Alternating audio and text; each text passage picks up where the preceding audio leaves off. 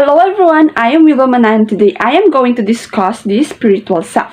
In this discussion, we will discuss the following topics that includes the spiritual self, religion, the concept of dungan, rituals and ceremonies, as well as the logotherapy by Viktor Frankl.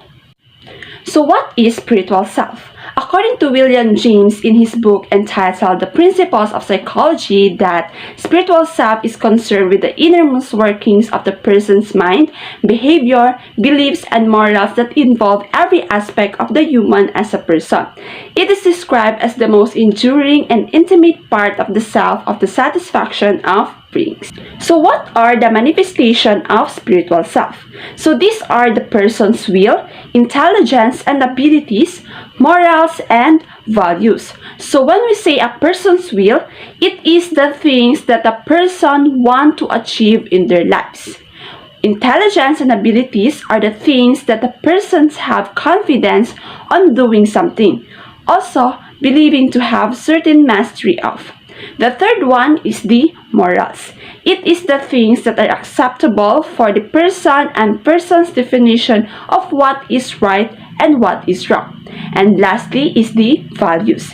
It is the ability of the person to prioritize based on what is important to him. So this manifestation helps the persons to make life decisions. So now let us discuss the religion and other terms. The first one is the religion. When we say religion, these are the beliefs and behaviors related to spiritual reality or supernatural beings and powers, while worldview is the collective body of ideas that members of culture generally share concerning the ultimate shape and substance of their reality, while spirituality is concerned with the sacred in an individual manner.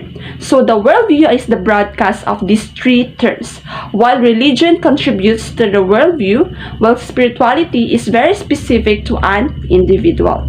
So what are the functions of religion? So there are three functions of it, and the first one is the cognitive. So cognitive enables humans to explain the unexplainable phenomena. The second one is the emotional. It helps humans cope up with anxiety that often accompanying illness, accidents, events, and other misfortunes. And the third one is the social function. It allows social control, confident conflict resolutions, and building group solidarity. The other terms that you might encounter when you research about spiritual self are myths, rituals, and supernatural. When we say myths, it is a sacred narrative that explains the fundamentals of human existence.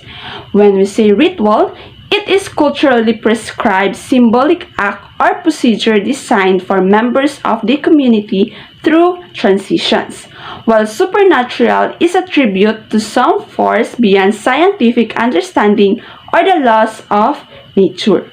So let us move forward to the concept of dungan or the spirit of the soul. This is present or belief system and remains to be one of the oldest. So our ancestors believed that everything in nature has its own spirit or divinity, that souls and quasi-physical that can exist outside of the body. So in other words, it can exist in our dreams and vision. To refresh our minds, rituals are culturally prescribed symbolic acts or procedures designed for members of the community through transitions.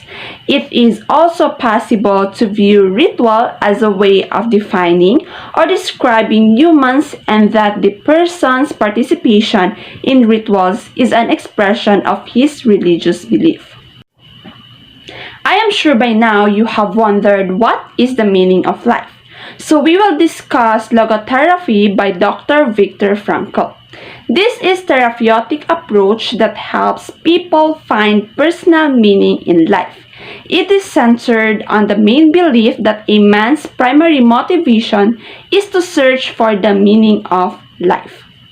So that's all for today's video. I hope you've learned something, and see you on my next vlog. Bye!